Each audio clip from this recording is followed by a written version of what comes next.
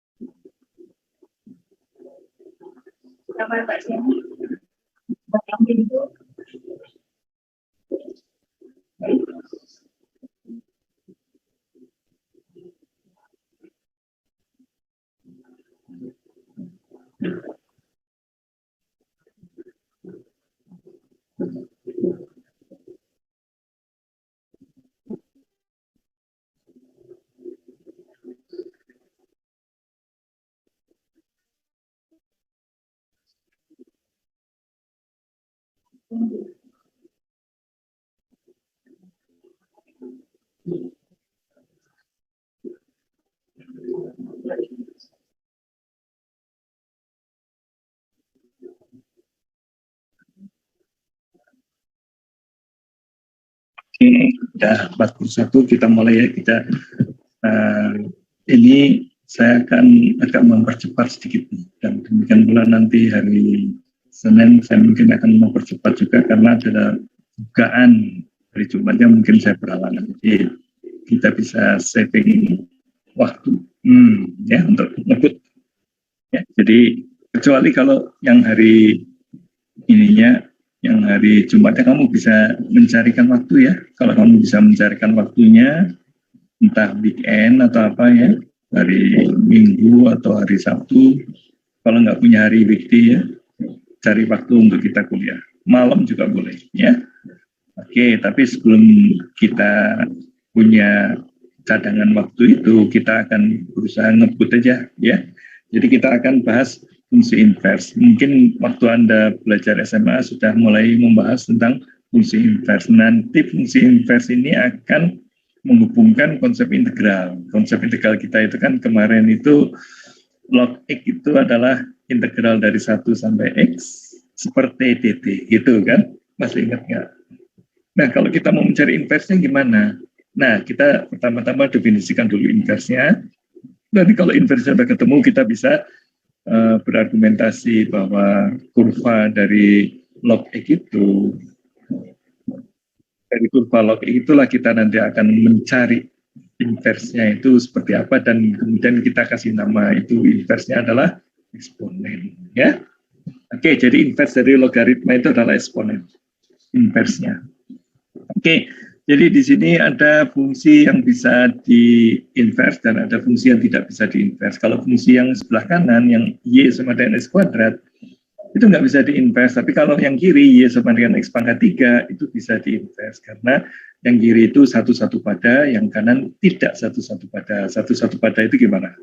Artinya setiap y, kalau fungsi itu kan x-nya harus habis dulu kan, x-nya harus kepakai semua ya.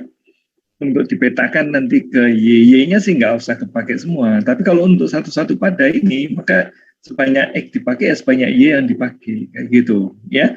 Kalau yang fungsi biasanya kan dua buah titik x bisa aja menghuni satu y, tapi satu buah titik x tidak boleh menghuni dua y ya. Kalau fungsi kan boleh aja dua buah titik x menghuni satu, menghasilkan satu y boleh. Tapi kalau satu titik x tidak boleh menghasilkan dua titik y, itu bukan fungsi namanya. Kalau seperti itulah, seperti ini kisahnya. Ini ada titik, misalkan ini titik sama dengan 1 ya. Ini y sama dengan 1, ini bisa menghasilkan x-nya itu min 1 atau x-nya itu plus 1, kayak gitu loh. Ya, ini masih kebetulan ini itu masih fungsi, cuma tidak satu-satu pada.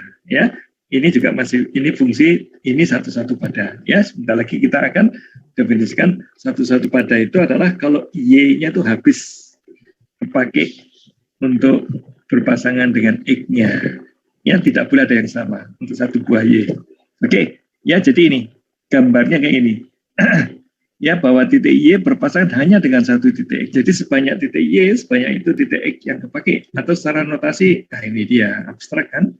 Untuk seluruh nilai x, nilai y-nya itu berbeda-beda. Ya, kalau kalau yang di sini kan ada y yang sama ini, ya. Ini ada y yang sama. Ini nanti nggak bisa dipakai untuk mencari inversnya. Jadi kalau mau mencari inversnya syaratnya harus satu-satu pada. Oke, dan kalau satu-satu pada kayak gitu, itu fungsinya juga harus monoton. Kalau naik turun, ini kan naik turun nih, turun dulu kemudian naik ya, naik turun kayak gini atau turun naik kayak gini itu dijamin bukan fungsi satu-satu pada. Jadi kalau mau satu-satu pada ya kayak gini, turunannya monoton, boleh monoton naik, boleh monoton turun ya. Jadi ini kalau y sama dengan minus x3 ya tentu gambarnya terbalik gitu kan, ya. Ini jadi di atas, yang ini jadi di bawah kayak gitu, ya. Oke. Nah, ini agak membingungkan ya, tapi kalau saya tunjuk dengan pointer mungkin akan jelas. Ini biasanya kalau kita lagi mendefinisikan fungsi f dulu ya, yang merah dulu kita perhatiin. Maka kita akan memetakan dari yang merah dengan merah, yang biru dengan biru ya. Ini ada yang merah ini berhubungan dengan fx ya, dengan titik ini ya. Yang merah ini berhubungan dengan titik ini, yang merah ini berhubungan dengan titik ini. Nah, sekarang kalau inversnya kita mulainya dari sini. Nah, kalau di sini kan domain dari f kan yang ini itu, yang sini adalah range dari f. Tapi kalau kita balik, maka yang ini itu domain dari f inverse namanya. Yang ini itu adalah range dari f inverse. Ya, jadi karena fungsi satu-satu pada itu sebanyak x yang dipakai, sebanyak y yang dipakai, maka range-nya dan domainnya itu akan saling pindah posisi gitu loh ya. Jadi domainnya dari f itu adalah range-nya dari f inverse. Sedangkan range dari f itu adalah domainnya dari fungsi inverse-nya. Seperti itu ya. Jadi cara yang lihat gambar ini adalah lihat yang merah. Yang merah itu apa? Yang merah itu miliknya fungsi merah ya. Kemudian lihat yang biru. Yang biru itu arah sebaliknya panahnya ya. Yang biru itu milik fungsi inverse. Fungsi inverse ditulis dengan notasi kayak gini. Kalau kamu nggak suka, ganti aja dengan huruf H, huruf G, huruf K, suka-suka. Ya, tapi standarnya kita menuliskan fungsi inverse kayak gini. Ya, jadi, aduh kok kelihatan sulit ya, ada pangkat -1. Ini pangkat -1 bukan berarti dipangkatkan. Ya, ini notasi ini. Ya, jadi bukan berarti F-nya dipangkatkan, tidak, sama sekali bukan hasil dari pemangkatan, F. Ya. Oke, nah ini dia. F inverse dinamakan fungsi inverse dari F. Itu notasi aja. F pangkat -1 itu notasi, bukan berarti menjadi seper F gitu. Nah, ya. Kemudian definisinya ini tadi yang saya bilang bahwa domain dari F itu adalah range dari domain dari inverse-nya itu adalah range dari F. Sedangkan range dari fungsi inverse-nya itu adalah domain dari f. Karena apa? Karena satu-satu pada itu. Jadi saklek aja lah. Yang bisa ada inverse-nya itu yang satu-satu pada. Nah, kayak gitu ya. Oke, sehingga sifatnya itu kalau kita punya f, kemudian ada f di dalamnya, maka pastilah sama dengan A. Ya, karena FA itu kan B misalkan. Ya, FA itu sama dengan B. Ya, jadi F aksen B, F inverse B maka akan sama dengan A. Ini lihat dari gambar aja. FA, yang mana FA itu? FA itu kan yang ini dia. Ya, titik yang inilah, titik yang ini. Ya. Kemudian kalau kita mau membalikkan pakai yang biru, kita kan pakai fungsi inverse-nya. Jadi fungsi inverse untuk titik B. Ini kan titik B itu FA itu. Ya, titik B kita sebut titik FA, ya, maka akan kembali ke A. Demikian pula kalau ini urutannya dibalik, kalau F min B, ya, F min B akan sama dengan B. Jadi kalau ini, ya, saya sudah ketemu A kan, ya, ini kan ketemu A nantinya. Kalau A saya petakan dengan F, dia akan menjadi B. Ya, cara baca ini pelan-pelan ya. Kamu ngerti satu persatu, jangan dilihat sekaligus. Kalau dilihat sekaligus membingungkan ini. Ini merah dan biru apa? Kamu harus tahu caranya baca, ya. Yang merah dibaca dulu, ya. Kemudian yang biru dibaca. Kemudian berusaha untuk memahami ininya. Seperti itu, ya. Jadi ini ada contoh fungsi F3 mempunyai inverse dengan aturan seperti ini. Nah, ya. Aturannya adalah F min 1Y sama dengan akar 3Y. Ya. Kalau kamu lihat Y itu milik siapa ini Y itu? Ini Y itu kan sekarang menjadi domainnya dari F kan, ini kan menjadi domainnya kan. Nah, domainnya Y itu asal mulanya adalah range-nya dari F. Nah, tidak bisa tadi. Setiap kalau menyentuh inversnya, maka yang di dalam sini itu adalah domainnya. Ya, paham ini? Setiap kali kamu menyentuh F inverse, maka yang di dalamnya itu adalah domain dari F. Itu aja yang perlu diingat-ingat ya. Oke. Yang ini tadi ya, ini inversnya itu adalah seperti ini. Soalnya kalau ini saya substitusikan ke F, tadi kan dibilang kalau F-1 masukkan ke sini ya, maka ini akan menjadi Y pangkat 3. Ya, ini akan menjadi Y pangkat 3. Oke, menjadi Y aja, sorry. Ya, sama persis dengan ini. Ya, jadi kalau X-nya ini, ya, X-nya ini saya ganti dengan ini, ya, masukkan ke sini, maka akan sama dengan ini. Nah, seperti itu. Jadi, F dan itu bolak-balik dengan cara seperti itu, ya. Oke. Oke, yang ini tidak punya inverse. Kamu turunkan aja, turunan pertamanya itu 2X dan nilai dari turunan pertamanya itu kan berubah-ubah tandanya tergantung X-nya itu ada di kiri atau di kiri atau di kanan ya. Kemudian untuk yang ini punya fungsi inverse ya. Kenapa? Karena turunan pertamanya itu X pangkat 4. X pangkat 4 itu kan selalu positif ya. Jadi ini monoton pasti punya inverse ya. Sekarang tekniknya bagaimana mencari inverse-nya ya. Ini pasti punya inverse nih yang ini ya. Turunan pertamanya kan sama dengan 2. 2 itu selalu positif. Oke, ini kita belajar cara mencari inverse-nya ya. Jadi ini caranya mencari inverse. Ini udah dijamin ada inverse-nya karena turunan pertamanya sama dengan 2. Gitulah ya. Kemudian ketika kita tahu bahwa turunan pertamanya itu positif, maka kita yakin bahwa fungsi ini itu punya inverse. Kita akan cari inverse-nya itu ya. Kita akan cari inverse-nya ya. Jadi inverse-nya itu tentu kalau kita punya f aksen punya fx, kemudian kan kita akan punya f-1y gitu kan ya. Kayak bolak-balik kayak gitu ya. Sehingga nanti caranya adalah dengan cara cari aja titik x-nya ya. Cari titik x-nya kan gini loh. Range dari fungsi asalnya itu akan menjadi domain dari fungsi inverse-nya. Kayak gitu ya. Pedomannya itu aja dulu ya. Oke. Pedomannya itu. Nah, sekarang kalau kita mau mencari domainnya, range-nya dari F inverse, ya tentu kita balik aja. Karena F inverse sesuatu itu ya, tadi kan dibilang ya, bukan tadi, maksudnya boleh dituliskan dengan notasi apa aja inverse-nya itu katanya begitu kan. Ini di sini nih. Nah ini nih ya. Hal yang perlu diperhatikan adalah formula boleh dituliskan, ini kan dituliskannya boleh F-1T, boleh F-1X lagi. Itu akan membingungkan Anda ini ya. X yang di sini itu beda dengan X yang di sini. Itu bahayanya kalau kamu rasanya cuman janji aja ya. Harus hati-hati.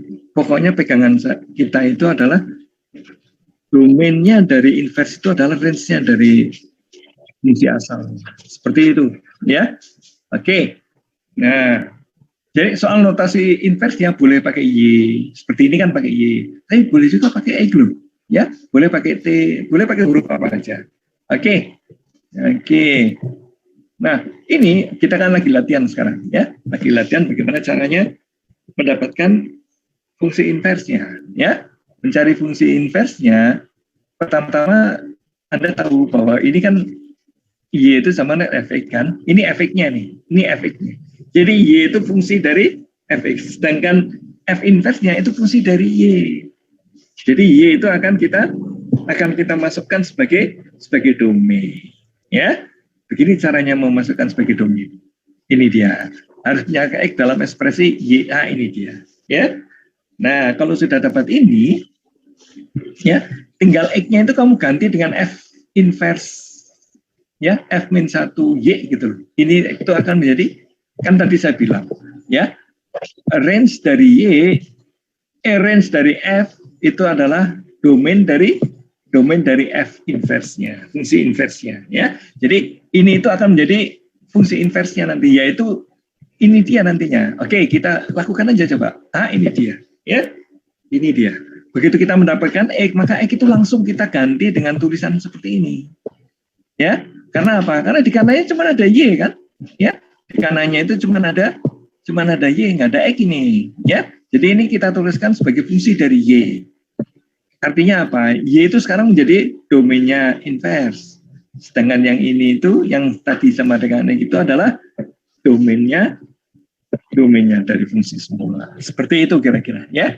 Jadi gampang ya cara mencari inversnya. Nah, sekarang kalau kita gambar grafiknya, ya, kalau kita gambar grafiknya, maka grafik dari ini itu Anda akan menyaksikan gini dulu, ya. Tadi kan ada FAB itu akan menjadi F inverse BA kayak gitu, ya. Oke. Kita akan, ini ada fungsi F akan digambarkan fungsi grafiknya. Oke, ini caranya gambarkan. Ini dia. Ya. AB pada F itu akan menjadi BA pada F inverse. Ini dia. Ini dia, ya. Jadi A ini kan domainnya dari F, ya. Anggota domain maksudnya. Sedangkan B anggota range-nya dari F. Nah, sekarang kalau kita membahas F inverse, dibalik kan tadi, ya, bahwa B itu sekarang adalah anggota domainnya dari inverse, sedangkan A itu adalah anggota domainnya dari, anggota inverse-nya dari fungsi inverse tadi. Anggota range dari fungsi inverse, kok ngomongnya ngawur ya. Oke, nah sekarang kita tinggal lihat kalau AB digambar menjadi BA, gambarnya kayak apa? Nah, kayak gitulah ya. Ini ada AB, kalau saya gambar menjadi BA jadi kayak gini. Nah, kalau kamu gambar semua titik di sini, itu akan selalu bentuknya kayak gini, dan itu ternyata adalah cerminan terhadap Y sama dengan X, ya. Ternyata itu adalah cerminan. Kalau kamu punya C juga, maka yang punya F itu adalah DC, ya kayak gitu, kebalikannya. Kenapa kebalikannya? Karena domainnya dari F itu adalah range-nya dari F fungsi inverse-nya. Sedangkan range dari fungsi asalnya itu akan menjadi domain fungsi inverse-nya. Seperti itu ya. Oke, dari gambar kita gampang ya bahwa itu pencerminan terhadap Y sama dengan X. Oke. Nah, sekarang kita akan belajar turunannya ya. Turunannya itu akan seperti apa? Ya, kita sabarkan aja. Turunan dari ini itu apa dulu? Nah, kayak gitu ya. Garis lurus kan cuma tinggal dilihat aja D kurangi B dibagi dengan C kurangi A gitu kan? Itu kan kemiringannya, ya. Jadi komponen ordinatnya ordinatnya dikurangkan, kemudian absisnya dikurangkan, dibagi dengan absisnya kayak gitu. Nah, sekarang masalahnya kita itu sekarang punyanya C dikurangi A dibagi dengan D dikurangi B. Nah, kebalikannya kan? Ya, kebalikannya dari yang tadi itu. Yang tadi itu adalah D dikurangi B dibagi dengan C dikurangi A. Kalau sekarang C dikurangi A dibagi dengan D dikurangi B. Kayak gitu aja ya. Jadi kalau melihat gambar-gambar kayak ini jangan bingung. Lihat aja satu persatu. Ini AB, oke, ini AB. Ini BA, oke, ini BA. Kenapa ya? Iya, tadi kan prinsip dasarnya inverse itu adalah begini. Ya, gitu caranya. Ya, jadi jangan dihafalkan, masa gambar dihafalkan? Ya. Oke, nah ini dia. Turunan dari fungsi A itu kan tadi saya bilang B per D, C per A gitu kan. B per D, C per A. Dan itu kan bisa ditulis menjadi ACBD. Nah, ACBD itu miliknya siapa? Milik turunannya inverse-nya. Dan harus terhadap B, tidak boleh terhadap A. Nah, ini yang banyak salah ketika nuliskan turunannya. Jadi misalkan ditanya turunan dari B itu tidak ingat bahwa B itu asalnya dari mana. Ya, B itu asalnya dari A. Nah, ya, B itu asalnya dari A. Jadi kita harus konsentrasi ketika menurunkan itu. Kadang soalnya ini masih pakai huruf X juga sih, ya.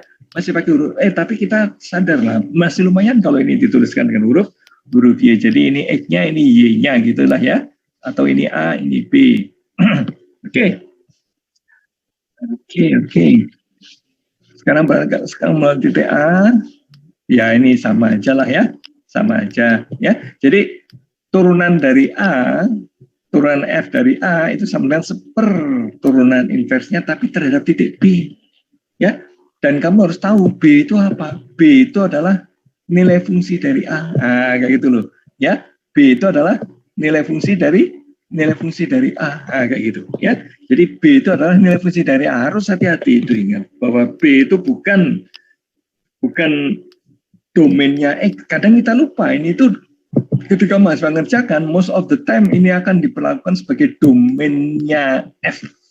Ya, bukan domainnya F inverse. Harus dicari domainnya F inverse. Ya, dicari. Yang padanannya dengan A itu apa? Ya B, kayak gitu. Dicari dulu. Ya, dicari dulu padanannya. Sebentar lagi di soal ada itu. Ya, oke. Jadi ini dia. Ya, ini dia. Di sini itu Y itu adalah dapat dari mana nih Y? Y itu nilai fungsi dari F.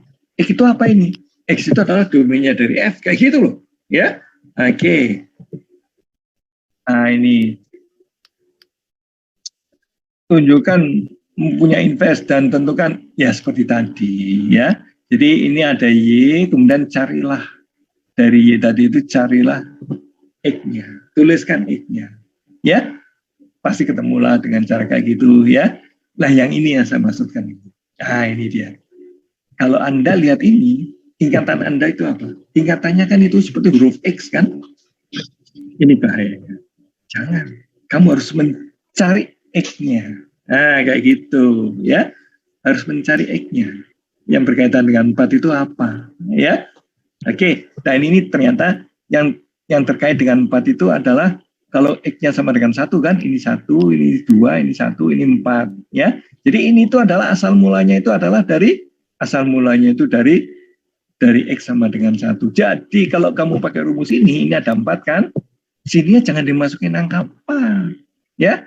Ya, masukilah angka 1 di sini. Nah, gitu. Ya, turunan ke 1 kamu cari dulu untuk yang ini. Turunan ke 1-nya gimana? 2x tambah 2x ya sama dengan 4 gitulah misalkan. Ya, masukkanlah di sini 4 ya. Apa x-nya itu 1 tentunya di sini. Tadi kan ketemunya 1 ini.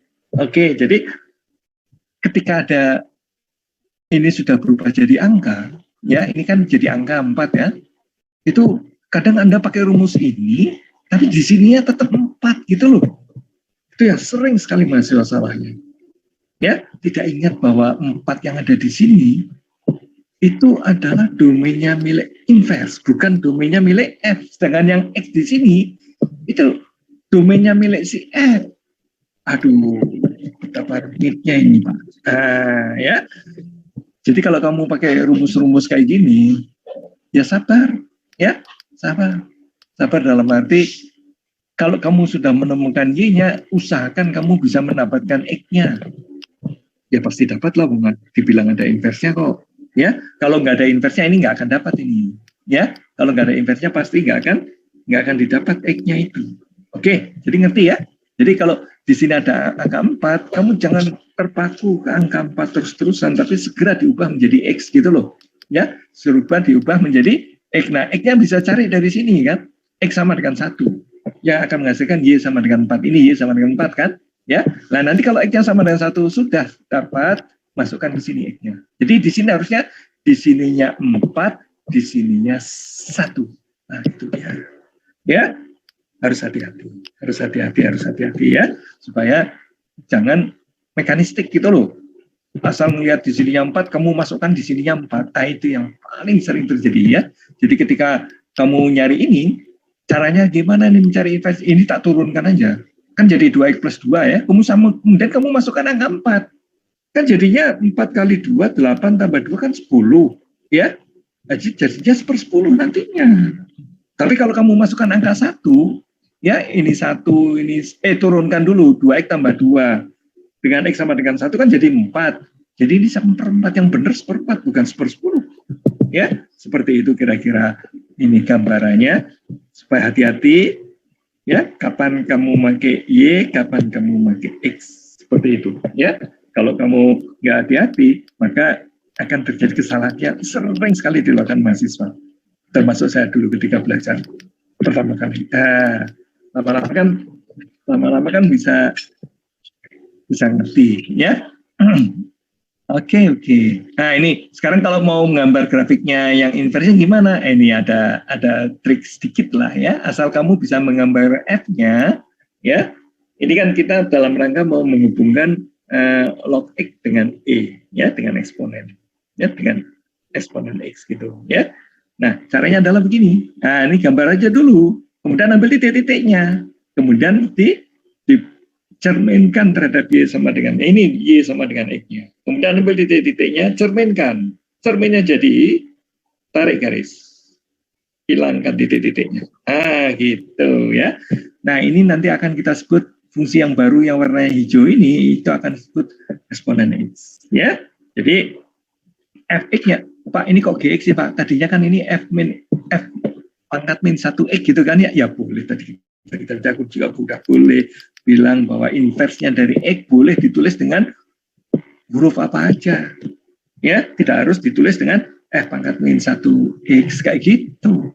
Ya, Pak, kok ini X sih, Pak? Kok ini X sih? Ini X. Lah ya iya, kalau digambarkan ini pakai X-nya seperti itu. Ah, itu dia. X-nya di sini dengan X-nya di sini beda. Ya, X-nya di sini dengan X-nya di sini itu beda dalam arti kalau kamu sudah dapatkan fx di sini, maka ini akan terkait dengan x yang ada di sini. Ya, walaupun ini kan digambar yang sama, di koordinat yang sama, tentu aja x dan y-nya harus sama. Ya, di sini ini akan disebut y juga, di sini juga akan disebut y, kayak gitu. Masing-masing fungsi dari x. Tapi sebetulnya maksud sesungguhnya itu y itu adalah inverse dari fx. Sifatnya gimana jadinya? Nah, kalau x-nya ini kan x di sini itu akan menjadi range di sini kan, ya. Jadi kalau ini saya masukkan ke eksponen x-nya, saya masukkan ke sini, maka saya akan mendapatkan x gitu loh. Jadi kalau x-nya ini saya gantikan dengan eksponen x, maka saya akan dapatkan x. Nah, kayak gitu. Ya, demikian pula kalau x-nya di sini itu kan domain untuk f ya. Domain untuk F itu kalau saya ini kan asalnya range dari F. Ini domain dari inversnya gitu kan. X ini domain dari inversnya, tapi kan ini datanya dari sini. Ya. Jadi kalau X-nya ini saya ganti dengan log X, jadi eksponen kemudian X-nya itu saya ganti dengan log X, maka hasilnya X juga. Nah, kayak gitu ya. Hasilnya X juga. Oke. Oke, ini peragaan cara menggambarnya sudah, tapi yang penting yang barusan saya bilang itu tadi, ya. Nah, fungsi eksponen natural itu inverse dari natural logarithm itu inversnya adalah fungsi eksponen.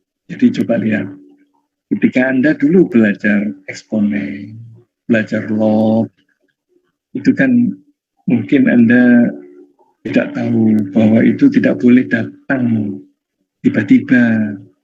Anda harus belajar dulu integral tentu, yaitu log X itu adalah integral tentu dari 1 sampai X, ya, untuk fungsinya itu seperti dt. Nah, jadi log X itu sekarang kita definisikan secara formal. Kalau waktu SMA kan kamu pakai aja, tahu nggak tahu pokoknya aturannya begini ya, udah jalani ya boleh lah untuk pemakaian pertama. Tapi untuk selanjutnya kamu akan digiring untuk menjadi lebih memahami apa itu log E, apa kaitannya dengan E. Itu kita cuma dulu ngeliat kayaknya ada kaitannya, kayak gitu aja. Log itu kan bilangan dasarnya E, kayak gitu aja paling-paling yang Anda akan katakan. Ya, oke. Nah ini dia, ya. Jadi kita akan, kalau kita punya Y sama dengan log X, maka X-nya itu adalah inversnya, ya. Itu adalah eksponen dari Y. Nah, kayak gitu, ya. Anda saksikan ini, ya. Ini definisi awal ini untuk eksponen E, ya. Ini baru pertama kali kita melihat kemunculan huruf eksponen. Ya tadi udah kok Pak digambar, ya tadi digambar sudah, tapi sekarang agak definisinya, ya. Jadi definisi eksponen Y itu apa? Itu kalau inversnya itu adalah log. Nah, kayak gitu. Ya, kalau inversnya itu adalah log, itu maka eksponen. Ya, udah gitu aja definisinya. Tapi harus didefinisikan pertama kali apa jadinya? Lognya definisikan pertama kali. Itu dia indahnya, ya. Jadi kalau lognya didefinisikan pertama kali, maka Anda akan Anda akan mengenal eksponen. Nah, nanti setelah kenal eksponen, Anda kan bisa kemana-mana, ya. Oke, perhatikan bahwa nilai dari efek log E adalah R. Oh iya, ini kan dari min tak hingga sampai tak hingga ini, ya. Ini kan kalau ke bawah sekali, itu kan min tak hingga itu, ya. Kalau ini naik ke atas sekali, itu sampai tak hingga. Jadi daerah nilainya atau range-nya dari fungsi f itu adalah f, ya. Dengan demikian pasti ada titik x sama dengan yang akan membuat fungsi itu sama dengan 1. Nah, itu dia. Pasti ada, karena kalau dia ini itu R kan mengandung titik 1, pasti akan tersentuh oleh fungsi. Ya, jadi pastilah ada titik 1 itu. Nah, gitu ya. Nah, fx yang sama dengan 1 itu yang akan disebut Euler. Ya, nah, gitu dia. Fx yang sama dengan x yang membuat fx sama dengan 1, ini dia ada kata-katanya. Ya, jadi ini nilai x-nya ini. Ya, nilai x-nya. Jadi x-nya membuat 1 itu, katakanlah kalau x-nya itu saya ganti dengan e, itu log e itu sama dengan 1, gitu loh. Ya, log e itu akan sama dengan 1. Oke. Oke. Nah, ini dia. Nah, sekarang akan kita buktikan bahwa eksponen itu sama dengan E. Tadi kalau SMA kan kita tabrak aja antara eksponen E dengan E gitu kan. Sekarang kita buktikan. Nah, eksponen itu apa? Itu adalah seperti ini. Ya. Kemudian bisa dituliskan seperti ini. Ya, ini kan kalikan 1, ini ada log E. Ya. Kemudian menurut aturan log yang sudah kita pelajari, ini X ini bisa dipindahin menjadi pangkatnya E. Karena log itu adalah inverse dari eksponen, maka menurut aturannya eksponen log itu akan menjadi nilai ininya. Ah, ini dia. Jadi pertama kali kita melihat bahwa eksponen X sama dengan EX. Nah, ini pertama kali. Ya, jadi urutannya gimana? Urutannya kita definisikan log, kemudian kita definisikan eksponennya. Ya, kemudian dari lognya itu kita bisa menemukan angka yang nilai fungsinya sama dengan 1. Lognya itu sama dengan 1. Nah, X yang membuat lognya sama dengan 1 yang akan kita sebut E. Dan sekarang kita buktikan bahwa eksponen X itu sama dengan EX gitu loh, E pangkat X gitu. Ya, bilangan Euler itu. Dengan demikian, kalau X-nya sama dengan 1, ini sama dengan 1, maka EXP1 itu sama dengan E. Gitulah ya. Kemudian dari sifat fungsi invers juga, ya. Ini kalau dituliskannya dengan EXP mungkin lebih jelas ya. Jadi ini kan nulisnya EXP log A, ya. Sedangkan log dengan eksponen itu kan saling invers tentu nilainya. Demikian pula ini log. Ini yang coba tuliskan dengan EXP. Log eksponen itu saling inversnya, sehingga nilainya itu tinggal dipungut aja nilai ininya, ya. Tinggal dipungut aja nilai ininya, ya. Oke. Nah, ini untuk membuktikan bahwa turunan dari EX sama dengan E gimana? Gampang, dilogkan aja. Ya, dilogkan saja. Oke, ini ada teknik untuk melogkan ini. Jadi Y sama dengan E pangkat X. Kita akan cari turunan dari Y gitu loh. Ya, ini dia Y sama dengan E pangkat X. Kemudian kita akan cari turunan dari Y. Ya, nah kalau kita udah tahu turunan dari Y kan berarti tahu turunan dari X. Ini dia, turunkan ruas kiri dan kanan terhadap X. Y kalau diturunkan terhadap X gimana? Super Y kali Y aksen gitu kan ya, atau di X. Sedangkan yang isinya ininya akan dicari. Nah, itu dia ya. Ininya akan dicari turunan dari X-nya itu ya sama dengan turunan dari Y gitu aja, atau Y aksen gitulah ya. Turunan dari oh, ini pertama kayak gini, kemudian kita turunkan kanannya ya, atau jangan diturunkan dulu, dicari inversnya dulu. Nah, langsung ketemu ini ya. Turunan dari X nanti akan ketemu langsung dengan Y aksen yang ada di sini ya. Oke. Kemudian kita lihat turunkan dua ruas terhadap variabel E. Nah, kenapa kita nggak nurunkan dari sini? Kita kan belum kenal dengan E pangkat E. Ya, kita belum kenal turunannya gimana, kita nggak tahu. Jangan pura-pura nggak tahu, Pak. Kan udah tahu turunan dari X itu X, ya SMA juga gitu, ya jangan gitu ya. Kita kan ingin belajar yang turun, dibangun sedikit demi sedikit, didefinisikan dan segala macam ya. Makanya kita akan nurunkan yang kita udah kenal ya. Turunan dari log Y kan kita tahu super Y. Kalau Y-nya itu fungsi dari X, ya ini jadi super Y kali kali aksen. Coba kita turunkan. Ini dia, ya. Luas kiri diturunkan, luas kanan jadi jangan turunkan dari sini, di-lock-kan dulu, ya. Oke. Nah, ini luas kiri kalau X diturunkan terhadap X ya 1. Log Y diturunkan terhadap ya ini tadi per Y kalikan turunan dari Y atau Y aksen gitulah ya. Oke. Oke, sehingga turunan dari Y itu sama dengan Y ternyata. Lah Y itu apa? Y itu sama dengan EX. Jadi turunan dari EX sama dengan EX. Ini dia yang mau kita buktikan. Itu dia, sudah terbukti. Ya. Oke, jadi itulah pekerjaan matematik itu nggak boleh loncat-loncat, ya, teratur kayak gitu. Ya. Sampai orang sepakat saling memahaminya itu sama. Ya, sama pemahamannya. Oke, nah kalau turunannya tetap ya anti turunannya juga tetap ya seperti itu. Oke, nah ini kalau kamu mau ngitung kayak gini, ini misalkan sama dengan Y dulu, kemudian kamu lock-kan ya, kamu lock-kan maka itu akan jauh lebih mudah daripada kamu berusaha menurunkan ini.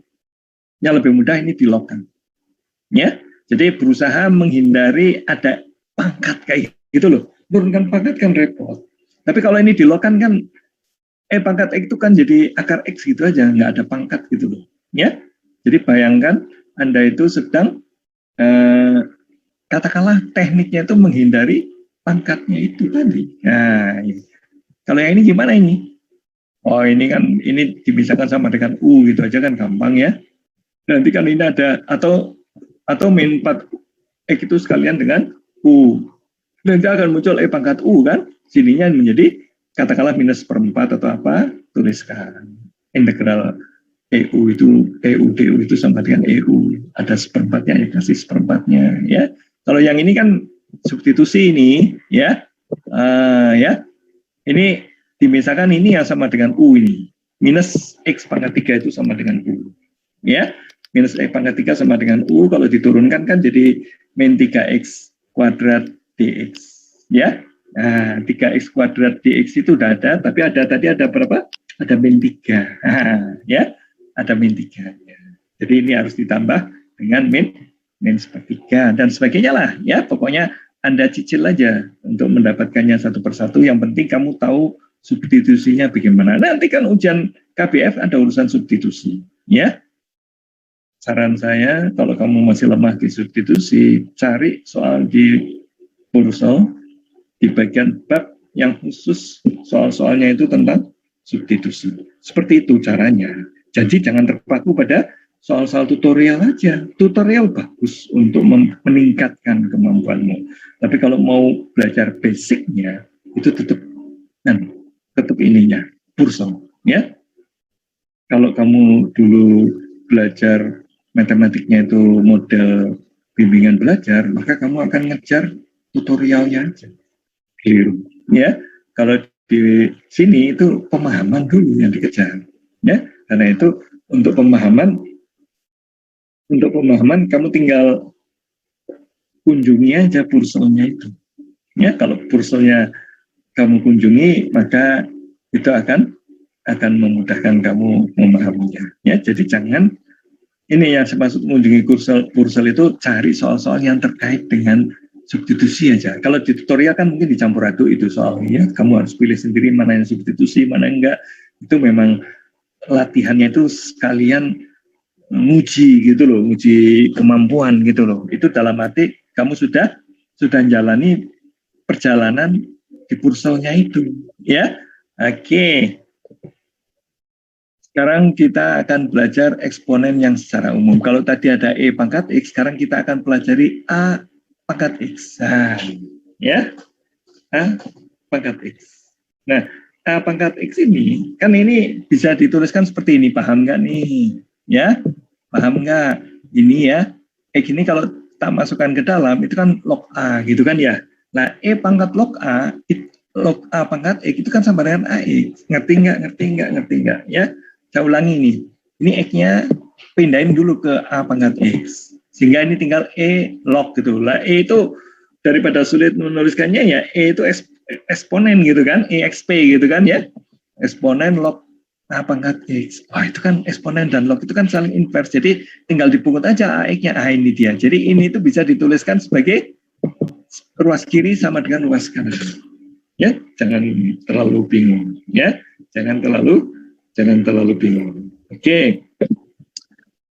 Kemudian apa lagi? Ya, untuk Y sama dengan 1 pangkat ini kan. Kalau Y sama dengan, ini A-nya sama dengan 1, ini A-nya. Ya, A-nya sama dengan 1, ini dia. A-nya sama dengan 1, jadi Y-nya itu dikasih X berapapun, itu akan sama dengan 1. Ini dia sama dengan 1 terus, ini Y-nya. Ya, Y-nya sama dengan 1 terus. Ya. Tapi kalau A-nya diganti dengan 2 misalkan, ya, jadi 2 pangkat X. Nah, kayak gitu kan. Maka kira-kira mirip-mirip lah dengan E. Ya, kira-kira mirip-mirip lah dengan E. Seperti itu. Ya, gambarnya ini kan selalu positif gitu. Jadi nggak pernah dia turun di bawahnya sumbu X. Gitulah ya. Jadi gambarnya akan kira-kira akan seperti ini. Jadi kayak gitu ya. Oke. Kalau sudah maka Anda bisa mengidentifikasi kalau A-nya saya ganti 3 gimana? Kan A-nya ganti setengah gimana? Ya. Oke. Kemudian kalau A-nya pangkat 3, A-nya 3 dan seterusnya ya. Kemudian kalau Anda punya modal tadi bahwa A itu bisa dituliskan sebagai AX itu bisa dituliskan sebagai E pangkat X log A ya. Jadi ini saya tuliskan sebagai E pangkat apa tadi? E pangkat X log A, yang ini adalah E pangkat Y log A gitu. Maka Anda akan melihat hasil perkalikan E kali E kan bisa dijumlahkan gitu kan ya. Yang A kan kita belum tahu, tapi nanti hasilnya akan ketemu seperti ini ya. Demikian pula yang lain-lainnya. Nah, turunannya gimana ini? AX. Ini menarik. Ini sampai tingkat 2, sampai tingkat master ini sering kita ajarkan. Yang ini itu, ya. Saya kalau nanya mahasiswa turunan dari AX berapa? Mahasiswa lama mikirnya. Atau integral dari AX berapa? Lama lagi mikirnya. Aduh, ini tak kasih tahu, kayak gitulah ya. Nah, tekniknya ini, ya. Ini tekniknya kita akan mencari turunan dari A pangkat X. Oke, kalau mau mencari A pangkat X maka seperti biasanya, ya. Yang ini itu kita tuliskan sebagai Y A pangkat X. Tapi kan kita belum tahu A pangkat X, Pak. Ya kita logkan sebelah kiri, logkan sebelah kanan. Nah, kayak gitu, ya. Logkan sebelah kiri, logkan sebelah kanan. Nah, dapat kayak gini. X-nya maju ke depan nanti, ya. X-nya maju ke depan. Ya, nah ini baru diturunkan. Kalau Y diturunkan jadi apa? Seper Y kalikan Y aksen, kemudian yang ini kan log A. Lah Y aksen itulah yang mau dicari. Y-nya sendiri kan ini. Nah, itu dia. Ya. Nah, ini dia, ya. Nah, ini dia. Ya, seper Y kali Y aksen sama dengan log A. Ya, dari sini kan. Nah, ini kan diturunkan terhadap X cuma ini aja, log A-nya tersisa, ya. Y-nya, Y yang ada di bawah ini kalau kamu ganti dengan AX jadinya kayak gini. Nah, ini dia. Ini ada Y di sini. Y saya ganti dengan A pangkat X. Nah, itu dia jadinya. Ya. Oke, nah kalau kita sudah tahu gini, kemudian ketika kita berusaha mencari anti turunannya, ya, mencari anti turunannya, maka anti turunan dari AX itu bisa memanfaatkan sifat ini itu tadi. Ya. Bisa memanfaatkan sifat yang itu tadi. Oke, nah ini dia. Ya. Kalau kamu sudah dapatkan ini, maka gitu. Ini kan, kalau ini kamu kucilkan, kemudian log A-nya kamu pindahin ke kiri, ya kan jadi kayak gini, ya. Kamu bisa mendapatkan anti turunan dari AX, kayak gitu, ya. Seperti itu, ya. Nah ini mahasiswa itu suka lama di sini nih, pikirin ini itu, ya. Waduh, lama. Dikira ini X pangkat A. Ini beda dengan X pangkat A, ya. Ini A pangkat X, konstanta dipangkatkan X, bukan X pangkat konstanta. Kalau X pangkat 2, itu kan konstanta diintegralkan gampang, tapi kalau ini enggak semudah itu, gitu, ya. Dan kita udah tahu kok cara mendapatkannya, ya. Yang ini juga ya, kasih aja X. Ini X pangkat 3 itu ganti aja dengan U gitu, sehingga ada ini mata kita itu harus jeli nih, ada U, ya, ini X kuadrat DX itu akan diubah menjadi DU gitu kan, ya, sehingga Anda bisa menyelesaikan ini, gampang lah ya. Kemudian kurvanya, ya, kurvanya itu sekarang kalau kita sudah tahu AX, jadi urutannya gimana tadi? Kita tahu log dulu, kemudian tahu eksponen, bahwa eksponen itu sama dengan E gitu kan, eksponen R itu eksponen X itu sama dengan EX gitu kan. Kalau E ketemu, kemudian kita perluas menjadi A pangkat X. Kalau A pangkat X sudah ketemu, kita definisikan log secara umum. Tadi kan log berbasis E gitu kan. Sekarang kita bisa tuliskan log berbasis misalkan hanya 10. Boleh? Ya. Nah, kalau log berbasis 10 seperti itu, ya itu log yang biasa. Ya, log yang suka kita lihat zaman dulu pakai tabel ya.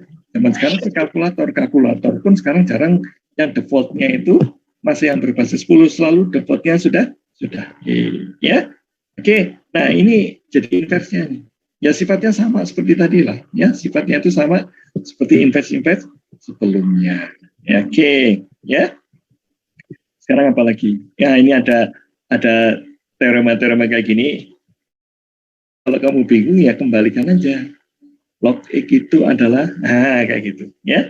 Log X itu adalah ada kaitannya dengan invers, ya. Ada kaitannya dengan invers, sehingga nantinya Anda akan tahu ini itu apa sih sebetulnya. Nah, kayak gitu, ya. Oke. Ini soal-soalnya. Nah, kita sudah telanjur kemana kita ini, ya? Coba lihat kurikulumnya. Kita udah kebablasan ini, ya. Hari ini kita kan harusnya fungsi invers dan fungsi eksponen. Tapi kita sudah menghabiskan ini, fungsi eksponen, ya, dan logaritma umum, ya. Ketika sekarang kita itu kayak mau masuki yang ini nih, sekarang ini, ya, kayak mau masuki bagian yang berikutnya. Kita teruskan aja kalau ini bisa cepat, sehingga nanti Senin itu kita habis ini, sehingga aku nggak punya utang ketika aku meninggalkan kalian di hari Kamis, ya.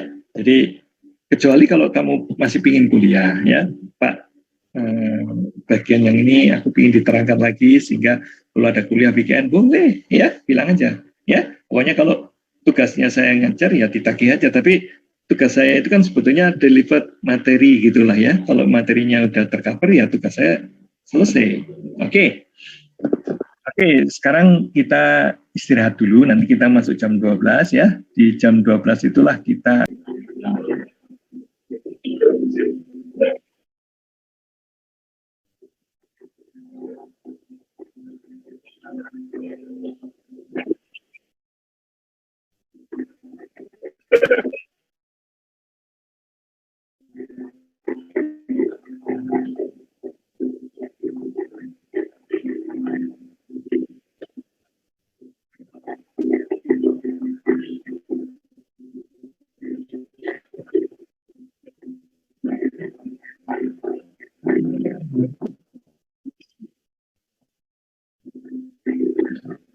yes.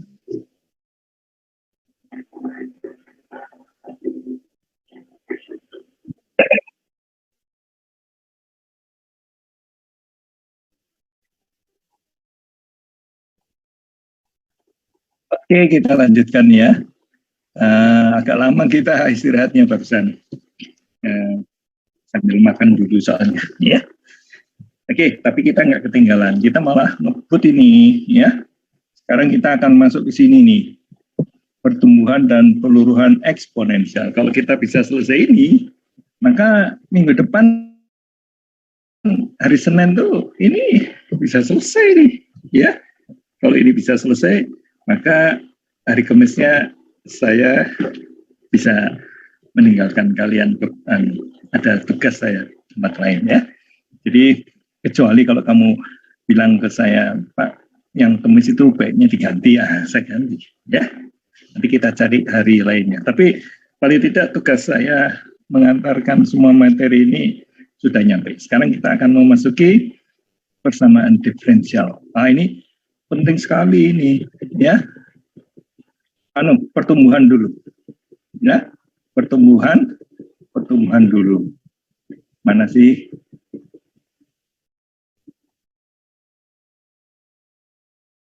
Oke, yang logaritma udah ya. Oke, sekarang kita skenario suatu ketika pada tahun 1980 ada penduduk sebanyak 4 miliar orang. Nah, penduduk manusia loh ini, bukan penduduk penduduk semut atau apa. Penduduk manusia ini 4 miliar.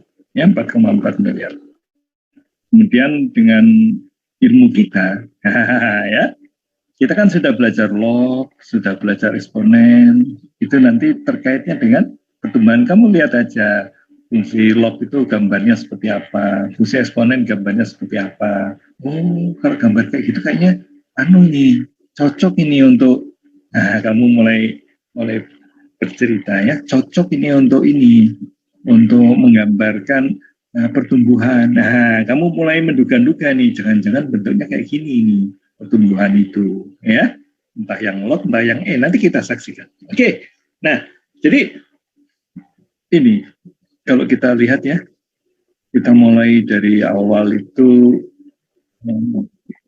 sampai bisa bilang Pitagoras, ada limit, ada turunan, ada integral. Nah, integral untuk sementara berhenti dulu, selesai. Nanti di semester 2 kita akan ngomong yang integral untuk 2 variabel gitu. Tapi untuk 1 variabel sampai sini dulu. Itu udah lumayan itu, ya. Udah banyak itu perjuangan Anda ini.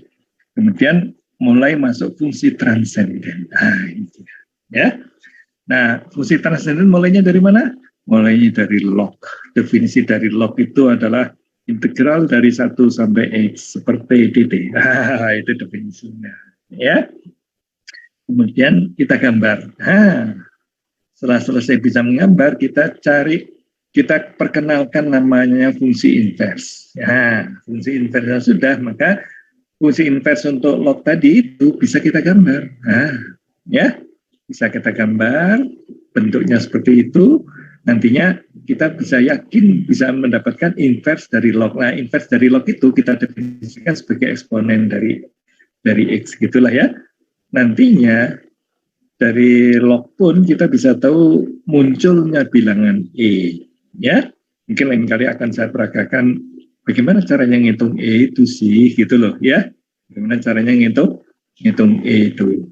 Ya, ngitung E kan dari integral Riemann gitu kan bisa kayaknya, kayak gitu kira-kira kisahnya, ya. Dari integral Riemann kayaknya bisa kita menghitung integral menghitung E itu tadi. Ya kita approximate aja, semakin menuju satu gitu. Ya, semakin menuju satu, nantinya hasilnya akan seperti apa, ya. Oke, jadi untuk X yang menuju satu, untuk Y yang menuju satu itu, ya, X-nya itu berapa? Nah, ternyata X-nya itu adalah X-nya itu sama dengan E. Nah, kita sekarang sudah punya E. Ternyata E itu sama dengan eksponen tadi itu, ya, EXPX sama dengan E pangkat X kayak gitu. Ya, jadi untuk selanjutnya kita akan pakai X. Tapi kita tahu bahwa E itu punya pasangan yang lengket, yaitu inversnya yang kita sebut lognya. Nah, itu dia, ya. Kalau kita sudah kenal itu, maka kita bisa menurunkan sifat-sifatnya dari E juga, gitu ya. Demikian pula setelah kita ketemukan E, ya, maka kita bisa mendefinisikan log yang secara umum.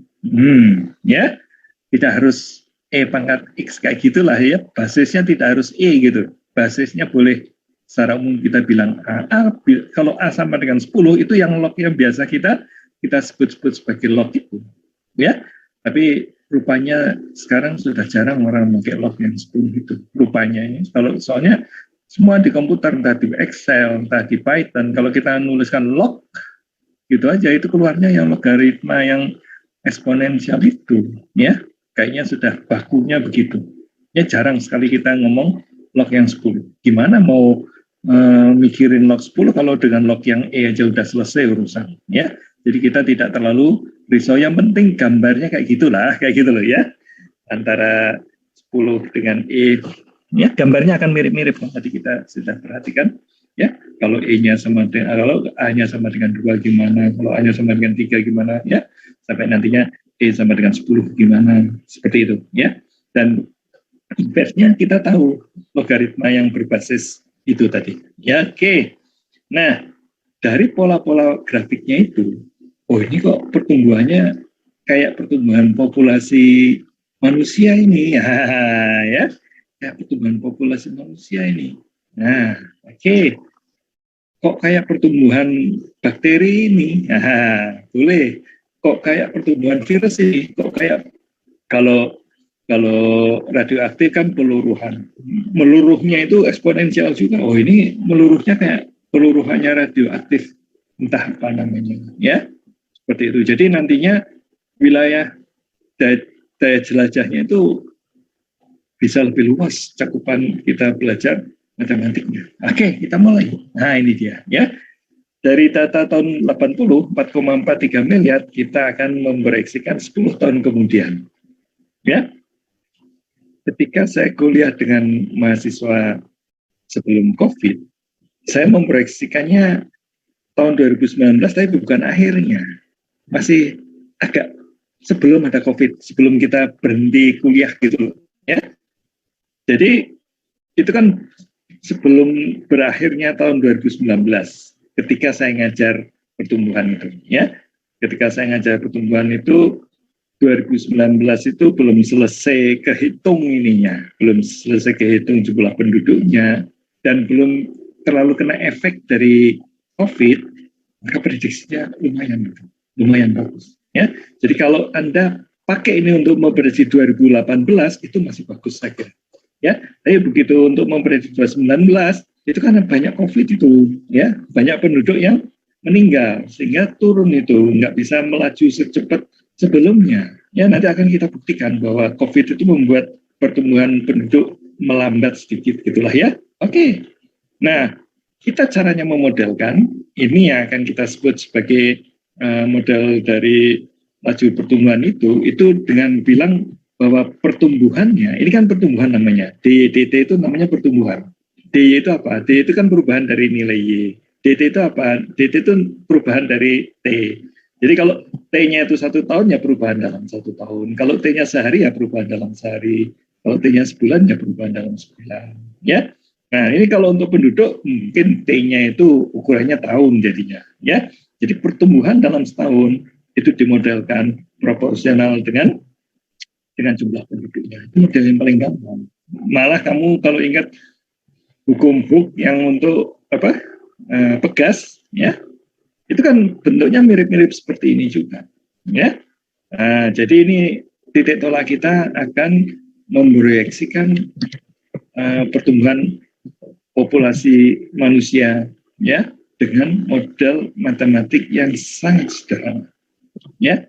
Pak, logikanya apa sih kok kita milih seperti ini? Ya, logikanya itu kadang kita itu cari gampangnya aja dulu, kayak gitu, ya.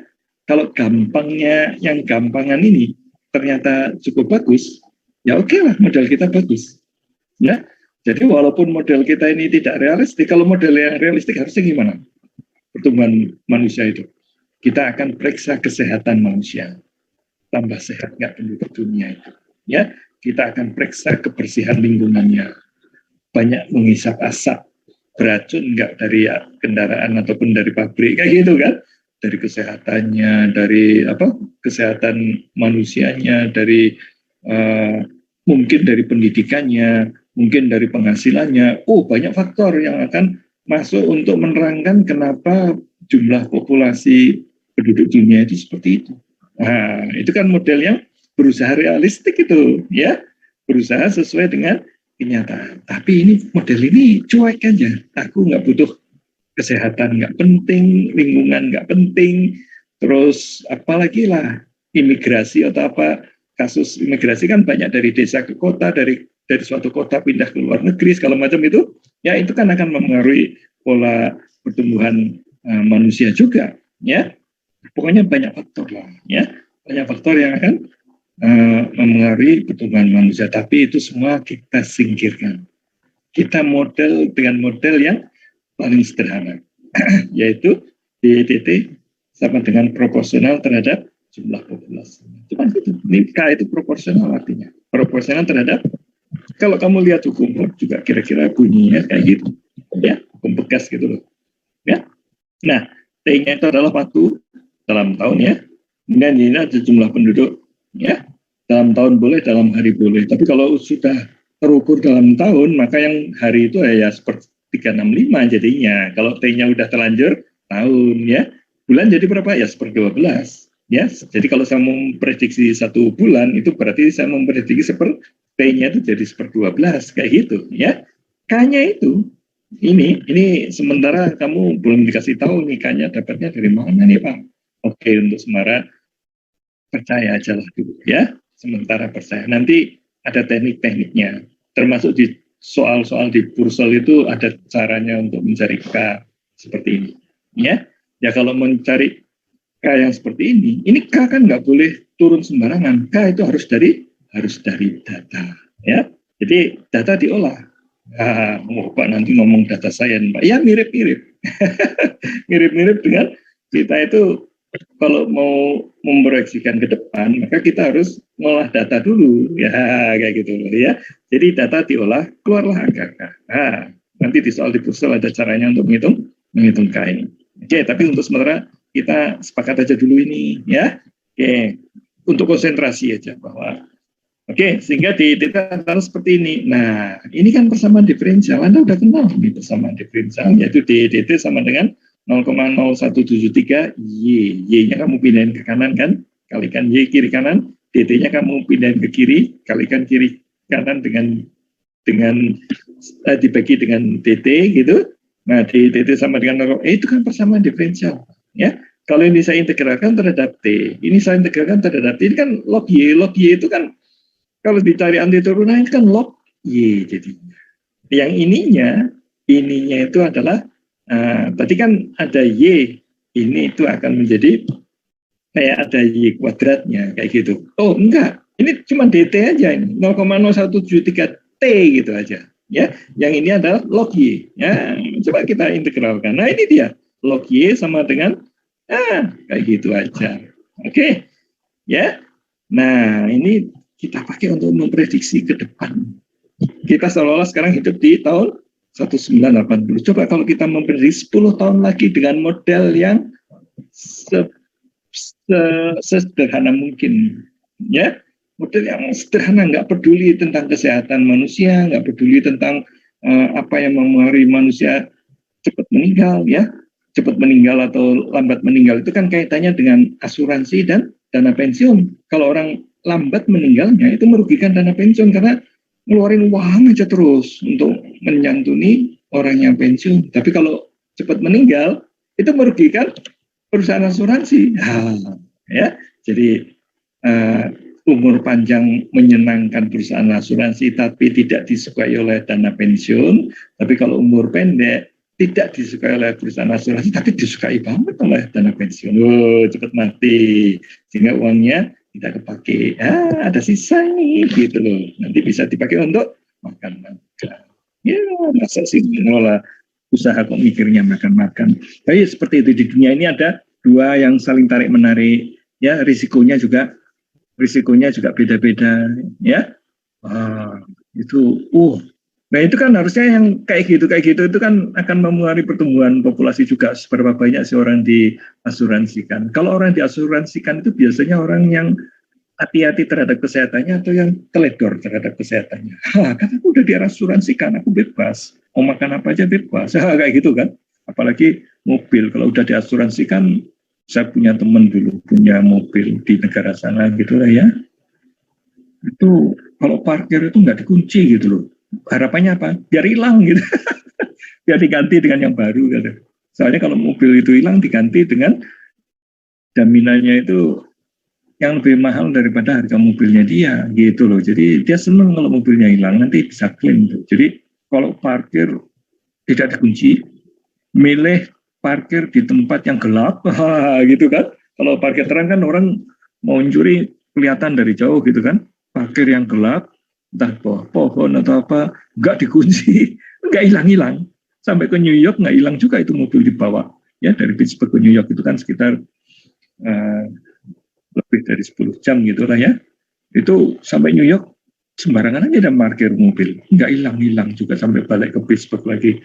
Aduh, itu gara-gara sudah diasuransikan. Jadi kalau orang sudah diasuransikan mungkin gaya hidupnya itu ceroboh kayak gitu. Demikian pula kalau manusia sudah diasuransikan mungkin bisa seperti itu. Nah, karena itu dunia asuransi nanti akan dipakai untuk memodelkan pertumbuhan manusia. Kayak gitu loh, karena perilaku manusia terkait erat dengan dia ikut asuransi atau tidak.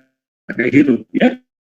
Seperti itu. Jadi kalau modelnya mau realistik itu model jadi besar, jadi rumit, tapi prediksinya belum tentu bisa nandingi yang sederhana ini ya. Jadi kamu mau pilih mana, model yang realistik tapi tidak begitu bagus untuk prediksi, atau model yang simple seperti ini, tidak realistik tapi manfaatnya besar. Nah, ya. Jadi saya mau ngasih tahu bahwa dunia model dengan dunia nyata itu boleh beda. Sekali kita berusaha menirukan dunia nyata ke dalam model kita, rumit jadinya. Ya, mendingan aja akal sehat aja dulu. Ini kayaknya pertumbuhan manusia itu proporsional dengan jumlah penduduknya. Ya, karena jumlah penduduknya banyak, ya tumbuhnya tambah banyak. Gitu aja lah, mikirnya sederhana. Ya, kan konstanta. Nah, kan ada logikanya sedikit itu. Tidak usah mikirin kesehatan, tidak usah mikirin asuransi, tidak usah mikirin lingkungan, tidak usah mikirin pendidikan, tidak usah mikirin penghasilan. Wah, kalau dimasukin semua jadi model yang rumit, ya. Kenapa modelnya rumit kayak gitu? Karena berusaha menyocok-nyocok model itu dengan realitas. Oh, ini model yang realistik ini, ya, gitu kan? Tapi kan belum tentu prediksinya bagus. Nah, itu dia. Ya, belum tentu. Ya mungkin bagus, tapi bagusnya model yang mahal itu mungkin bisa digantikan oleh model yang sederhana ini. Cukup di atas kertas. Tidak perlu cari data. Nah, itu kesaktian dari matematik itu kadang kita tidak perlu data. Nah, itu dia. Kalau sekarang zamannya banyak data itu karena sehingga muncul data science itu karena mau melayani banyak data, tapi banyak hal yang dengan lewat matematik bisa lebih cepat kita paham. Nah, kayak gitu. Ya, jadi ini dia contohnya ini nanti. Ya, dengan data bisa nggak Pak? Oh, bisa amat. Dengan data science ini bisa ini dipakai untuk memprediksi. Jadi ada waktu dan ada jumlah populasi. Coba carikan hubungan pakai deep learning, hubungan antara waktu dan populasi dicarikan nanti hubungannya, ya. Sehingga akhirnya bisa memprediksi dengan bagus. Tapi bisa nggak dengan cara yang lebih gampang, Pak? Ini cara lebih gampang, ya. Jadi itu ada keuntungannya, Anda tahu matematik. Karena bisa jadi masalahmu itu walaupun kamu punya data. Kan data populasi dari menit ke menit atau dari bulan ke bulan atau dari tahun ke tahun kan ada di ini, di googling di internet dapat lah kamu, ya. Kemudian kamu pakai deep learning atau pakai machine learning, kamu bisa itu memprediksi jumlah populasi, ya. Tapi mahal biayanya, ya. Biayanya mahal, kamu harus fine tune supaya modelnya bagus, ya. Lama kayak gitu, ya. Prosesnya itu lama. Kalau yang ini kan gampang aja kayak gini, ya. Anda akan saksikan nanti, ya. Karena itu saya challenge. Coba kamu pakai deep learning, prediksimu berapa? Itu, ya. Kamu punya data sampai tahun 1980, kemudian coba prediksi tahun 90. Nah, bisa nggak ngalahkan model yang matematik yang sederhana kayak gini? Itu dia, ya. Pak, kalau gitu, kalau mau belajar data science perlu matematik lah, ya iyalah, kok suka bercanda kamu itu. Semuanya kan matematik. Tapi matematik kayak gitu kan bukan yang melandasi data science. Ya, pilih-pilih lah matematik mana yang diperlukan. Tapi yang jelas matematik yang kayak gini itu suatu ketika di mana kita nggak punya banyak data, ya, misalkan kamu kerja di perusahaan yang kecil, perusahaan kecil itu maksudnya bukan Google, bukan Microsoft, bukan Apple, kayak gitulah ya, perusahaan kecil di Indonesia lah. Kan mungkin nggak punya data, nggak punya alat untuk bikin macam-macam kayak gitu ya. Terus kamu Coba tolong prediksikannya. Nah, kayak gitu. Ya, aduh, prediksi pakai apa ini? Ya, tinggal lihat-lihat aja. Ya, cari-cari di ini apa namanya, di literatur statistik dan matematika, kira-kira untuk kebutuhan kantor saya itu apa saya harus langsung terjun ke machine learning? Ya nggak harus, ya nggak harus terjun ke machine learning. Machine learning itu sangat dibutuhkan ketika kita menghadapi data yang begitu besar dan kita tak kuasa lagi menggunakan secara manual. Itu dia machine learning akan bicara. Ya, jadi contohnya begini. Suatu ketika bos BCA pidato di ITB, dia bilang bahwa setiap hari Bank BCA itu melayani 25 transaksi di seluruh Indonesia, entah namanya ATM yang ngambil, ATM yang kirim, atau ATM yang apalah ya, transfer apa, transfer ini, atau yang datang ke kantor, ada yang pinjem, ada yang lunasi, ada yang mau ngambil, ada yang mau nyimpen. Itu di seluruh kantor BCA itu ada 25 juta transaksi tiap hari, ya. Siapa yang bisa mengelola 25 juta transaksi itu? Polanya seperti apa sih? Ya, kayak gitu kan. Pola dari transaksinya seperti apa sih? Kalau kita secara manual pakai Excel di naik turunkan, Excelnya aja udah nggak sanggup kali 25 baris. 25 juta baris apa Excel sanggup? Ya enggak lah. Mungkin harus pakai database, ya. Seperti itu baru sehari loh. Kalau itu setahun ya kali kan 365, 25 jutanya itu banyak sekali. Ya sebentar aja itu akan menghabiskan bertera-tera harddisk itu, ya. Seperti itulah kira-kira big data itu, ya. Oke, jadi machine learning itu ya untuk menghandle data yang banyak itu. Ya, tapi kalau nggak ada data jadi gimana Pak? Lah ya ini matematik, statistik, ya. Kalau untuk data sedikit, data nggak banyak informasinya, kita akan sangat tergantung pada statistik, ya, sangat tergantung pada matematik. Oke, nah ini kalau kita sudah, sekarang kita akan pakai ini untuk memproyeksikan, ya, tahun 90 itu berapa? Nah ini dia, ya. Nah ini kalau ini y-nya akan jadi kayak gini kan? Ini menjadi e pangkat, yang ini jadi e pangkat juga, tapi perkalian jadinya e-nya, ya. Ini kan y sama dengan e pangkat ini tambah ini, ya. Penjumlahan dari pangkat itu kan perkalian dari e, gitu kan, ya. Nah nanti e pangkat c-nya bisa dicari, ya. E pangkat c-nya bisa dicari. Oke. Nah kita cari aja. T-nya sama dengan 0 itu jumlah penduduknya adalah sekian. Ini tahun 2000 ini. Tinggal butuh satu waktu lagi aja, ya. Nah, enggak. Dari tahun ini aja kita sudah langsung ketemu EC ini. EC-nya itu E pangkat C segini. Nah, C-nya jadi berapa? Nah, kayak gitu kan. C-nya itulah sama dengan K. Nah, kayak gitu ya. C-nya itulah yang nantinya akan kita ambil itu sebagai K-nya. Tapi di sini nggak dibilang itu K, ya. Cukup dibilang ini kayak gitulah ya. Oke, kalau sudah dapat, nantinya kita akan pakai untuk proyeksi. Nah, coba kalau T-nya itu diambil menjadi katakanlah tahun 80 itu observasi yang ke 0, 81 observasi yang ke 1 dan ke 1, ke 2, ke 3 ya. Sehingga kalau 80 ke 90 ya T-nya jadi 10 kayak gitu loh ya. T-nya jadi 10 ini kan, T-nya jadi 10. Nah, ini 52 ini. Ya. Ini prediksi kita ini. Ya. Coba bandingkan dengan kalau kamu bangun dengan data science gitulah ya, dengan deep learning ataupun machine learning, coba hasilmu akan seperti apa. Kayak gitu ya. Ini tanpa banyak data ini. Coba lihat, kita tanpa banyak data. Paling-paling untuk tahun 90 kita lihat internet sejenak kamu dapat angka itu, ya. Sejenak kamu akan dapat 4,43 miliar, ya. Seperti itu. Dan itu menghasilkan 10 tahun kemudian penduduknya adalah 5,27 miliar. Nah, itu dia, ya. Oke. Sedangkan penduduk untuk tahun 2019 ini 8 ini, ya. Sekarang kita lihat nyatanya berapa. Ini prediksi kan? Ini kan ada kata prediksi, ya. Ini ada prediksi. It's kok kayak gitu. Ups, apa itu? Close. Ya. Ini ada kata prediksi. Ntar dulu, ini udah kuning. Nah, udah kuning, ya. Ini prediksi, ini prediksi. Jadi ini bukan data tahun 2019 dan 1990, ini prediksi, ya.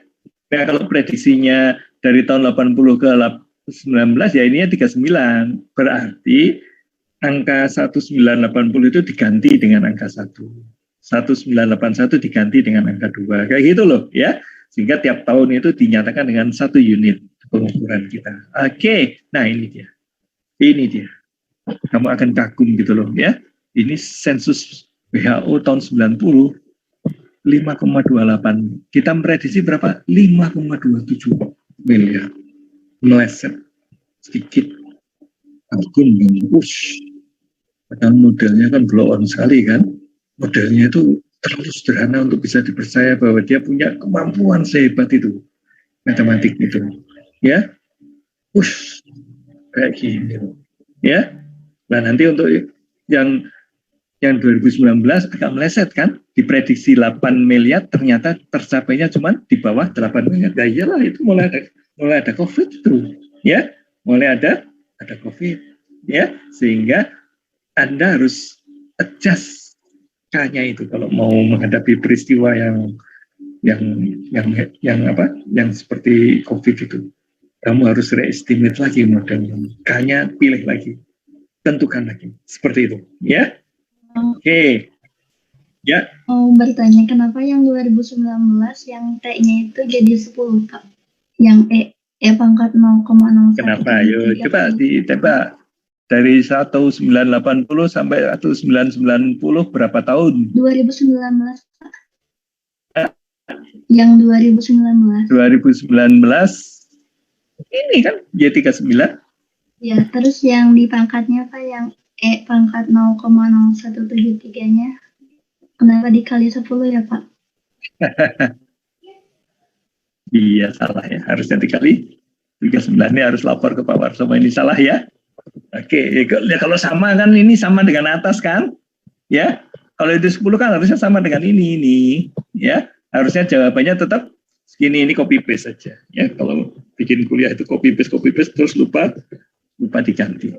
Ya, tapi paling tidak di sini yang 2090 coba kamu ya dengan model ini coba sekarang dicarikan tahun 2018. Kemudian kamu masukkan 38 di sini ya. Kamu dapat berapa? Kamu akan kaget sampai 2018 pun masih bagus. Udah saya buktikan itu dengan mahasiswa di kelas sebelum ada COVID. Ya, hasilnya mirip-mirip. Ya, jadi model kita yang tidak secanggih model deep learning, tidak secanggih model yang lain-lain. Ini tidak ada komponen statistiknya sama sekali. Deterministik aja, kok bisa bagus. Nah, model yang bisa memberikan prediksi yang bagus ini kita sebut ini model yang bagus. Kayak gitu.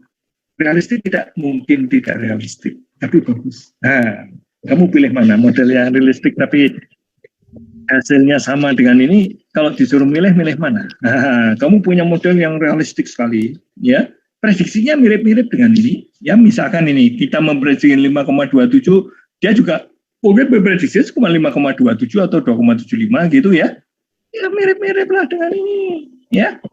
Nah, dengan upaya yang murah, ya. Tapi kamu bisa mendapatkan prediksi yang bagus. Itulah semangat dari pemodelan itu, bahwa kalau kita masuk ke dunia pemodelan, kita tuh masuk ke dunia kita sendiri, dunia pikiran kita. Pak, dunia pikiran kan lain dengan kenyataan, karena itu harus beda antara yang nyata dengan yang pikiran. Boleh beda, bukan harus beda, boleh beda. Kalau yang satu orang berpendapat boleh beda terus jalan terus, yaitu dengan model ini, yang seorang, nggak boleh, model itu harus realistik. Silakan, capek kamu realistik. Coba kejar tuh model yang realistik. Oke, dimodelkan. Modelnya jadi rumit kan? Coba pakai untuk prediksi. Hasilnya gini-gini juga. Lah, model realistik dengan biaya mahal kayak gitu, mengumpulkan data lama, proses lama. Kalau datanya salah-salah, kamu harus koreksi lagi, double check kayak gitu segala macam. Lama sekali. Ya, itulah kalau mau realistik tuh repot kamu. Kalau mau bikin model realistik, mendingan bikin model itu prinsipnya bahwa dunia model dengan dunia nyata itu beda, ya. Karena itu aku boleh beda. Kayak gitu ya. Aku boleh beda dengan dunia nyata. Tidak harus mengikuti dunia nyata. Kalau saya mau memodelkan pertumbuhan jumlah populasi, kalau mengikuti dunia nyata, maka saya harus memikirkan apa tadi? Ada kesehatan, ada lingkungan, ada asuransi, ada pendapatan orang, ada ngitung yang mati ada berapa, yang hidup ada berapa, karena sakit, karena kecelakaan. Walah, ya kan orang bersusutnya itu kan bisa karena kecelakaan di seluruh dunia juga, bisa karena penyakit apa, itu kan kesehatan, kayak gitu kan. Ada kesehatan, ada transportasi, ada orang yang semakin tinggi income-nya bisa, katakanlah bisa beli multivitamin apa-apa, jadi semakin sehat. Itu kan ada faktor, Pak, ada faktor keuangan. Oke, coba ambil semua data itu di seluruh dunia, ambil keuangannya gimana, transportasinya gimana, kesehatannya gimana, lingkungannya gimana, merumuskan kesehatan itu apa yang mau dilihat aja bingung kamu nanti. Ada orang sakit jantung, ada orang sakit paru-paru, ada sakit kanker. Aduh, kesehatan jadi gimana dong, Pak? Salah sendiri kamu pengen realistik. Ya, kalau mau realistik memang kamu harus sacrifice. Ya, karena itu kalau kita bikin model, tujuan utamanya itu bukan realistik atau tidak, tapi bisa memprediksi atau tidak. Itu sebetulnya semangat dari deep learning juga seperti itu. Ya, semangat deep learning itu modelnya itu ya satu biji itu aja, yaitu artificial neural network aja. Dengan artificial neural network itulah kamu bisa memprediksi macam-macam seperti itu ya. Indah nih ya. Ini yang paling saya banggakan itu contoh soal ini. Saya memperagakan bahwa dunia model dengan dunia nyata itu boleh beda. Di sinilah saya mulai terangkan bedanya. Ya, kalau kamu mencoba menirukan dunia nyata untuk kamu modelkan, kamu akan repot. Dan secara logika, jika P maka Q, itu maka kita nggak perlu mengikuti dunia nyata. Pakai logika. Jadi sebetulnya ada pedoman logikanya. Jika P maka Q, turunkan dari jika P maka Q. Seperti itu ya. Ya, kalau kamu lihat di logika, jika P maka Q, maka kamu dengan enaknya akan bilang dunia model itu boleh berbeda dengan dunia nyata. Itu dia. Jering ya. Saya suka ngomong gitu, tapi kan kalau saya ngomong gitu kan di kelas kan, lah mahasiswa kan dibimbing oleh dosen lain. Ini dia masalah muncul. Dosen lain itu kadang akan nuntut supaya model kita itu realistik. Dilema buat mahasiswa. Apa dia mau pakai ilmu logika yang saya ajarkan itu, atau dia akan nuruti dosen itu? Kalau saya ngasih nasihat, udah turuti aja dosen. Sementara. Ya, tapi kamu tahu bahwa dosen itu keliru. Ya, kayak gitu. Ya, kamu nuruti tapi tahu dosen itu keliru. Bahwa model itu nggak harus sesuai dengan kenyataan. Nggak harus realistis. Model itu ya boleh konstruksi matematik, dari situlah. Kalau kamu bisa mendapatkan konstruksi matematik yang pas sehingga mendapatkan prediksi yang bagus, model itu bagus. Sudah. Itu kan model kayak gitu kan simpel sekali, Pak. Murah sekali. Lah ya, kalau bisa aku tempuh dengan cara simpel, dengan cara murah, itulah yang akan saya lakukan. Gitu. Enaknya dengan matematik itu kayak gitu. Ya. Ya, ini yang ngomong kebetulan saya kalau di matematik itu bagian yang terapannya matematik. Jadi sudah melihat terapan-terapan dari matematik itu ya, sehingga ketika saya kalau argu dengan rekan sejawat di matematik kan harus pakai matematik kan. Aku mulai dengan jika P maka Q. Ya, selesai aku ngomong jika P maka Q, saya ngomong model tidak harus realistik. Kalau kamu nuntut model itu harus realistik, kamu akan melanggar logikamu sendiri. Takut mereka melanggar logika sendiri kan, terus jadi nggak berani bantah saya bahwa model itu tidak harus realistik. Dan semua dosen yang lain itu, kalau lagi bimbing mahasiswa, model itu harus realistik. Aku meracuni kepala mahasiswa saya supaya model itu tidak harus realistik. Kamu jangan ngotot seperti itu ya. Kalau sama dosenmu disuruh itu nurut aja. Tapi kamu tahu ini nggak benar. Ya, ini dalam rangka aja. Siapa tahu model yang kamu dapatkan sama kualitasnya. Itu dia. Bisa jadi sama kualitasnya. Cuman dalam hatimu, dengan model saya yang lebih sederhana, aku bisa dapatkan lebih bagus. Kamu simpan aja model lebih sederhana. Kalau lulus, kamu pakai model lebih sederhana itu. Paham nggak? Ya, paling, tapi jangan dipakai untuk konfrontasi model yang lebih sederhana itu. Jadi misalkan ini, model sederhana ini, keliru banget kalau itu dipakai untuk mencela atau menyalah-nyalakan orang yang berusaha realistik. Ya biarin aja, itu maunya dia begitu, gitu aja udah. Ya, kita kan hidup beda-beda, kayak gitu aja. Jadi kalau ada orang yang gaya pemodelannya beda dengan kita, nggak usah heran, aku tahu aja. Kalau saya bisa mendapatkan model yang lebih sederhana, ya itulah yang akan saya tempuh. Gitu aja, ya. Oke. Ini ada peringatan dari Pak Wason, model pertumbuhan eksponen hanya baik untuk jangka waktu yang tidak terlalu panjang. Padahal jangka waktu 10 tahun itu panjang sekali. Tahu nggak? Dari tahun 80 sampai tahun 90 itu panjang sekali. Coba prediksikan model ekonomi yang bisa memprediksi ekonomi dalam 10 tahun. Apa ada? Setahun 2 tahun aja masih bersyukur kamu bisa memprediksi perekonomian. Ya, jadi kalau ini ada bisa 10 tahun itu bukan sederhana itu. Itu lama itu 10 tahun itu. Coba kamu baca literatur di mana aja apa ada prediksi perekonomian 10 tahun. Itu yang prediksi ngawur gitu loh ya. Perubahan ekonomi setiap saat bergejolak kayak gini kok kamu bisa melihat masa depan 10 tahun yang akan datang, keren banget.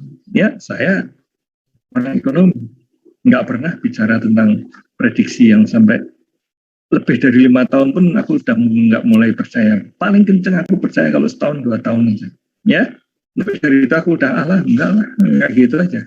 Ya, nggak bisa lah model kita seperti itu. Nah, model ekonomi boleh dikomentari seperti itu, nggak cocok untuk jangka panjang. Tapi ini 10 tahun itu jangka panjang. Menurut saya jangka panjang. Ini udah 2 pelita gitu, kayak gitulah ya. Nah, masa kamu mau menuntut 39 tahun sih punya model sebiji? Ya diupdate lah. Update-nya apanya yang diupdate? Ya diupdate ininya. Cari E pangkat C-nya itu harus bagaimana? Kayak gitu. Ya, cari E pangkat C-nya itu harus bagaimana? Ini kalau E pangkat C-nya ketemu ini, kan C-nya bisa ketahuan berapa. Nah, kayak gitu. Ya. Oke, dan itu ada kaitannya nanti. Nilai C ini ada kaitannya dengan nilai K yang tadi kita sebutkan itu tadi. Seperti itu. Ya. Asik sekali kita itu, ya. Ini C memang ada kaitannya dengan K kan? Coba lihat. Ketika menurunkan itu 0,179 itu kan dari K kan? Nah, itu kan harusnya tetap aja dituliskan dalam K, ya.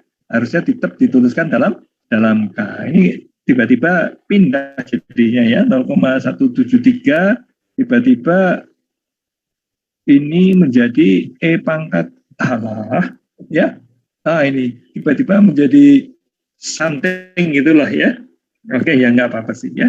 Paling tidak ini ada, kalau Anda ingin memprediksi agak panjang ya, maka setelah tahun 80, setelah tahun 90 atau setelah tahun 2000 misalkan, ya kamu updating lah.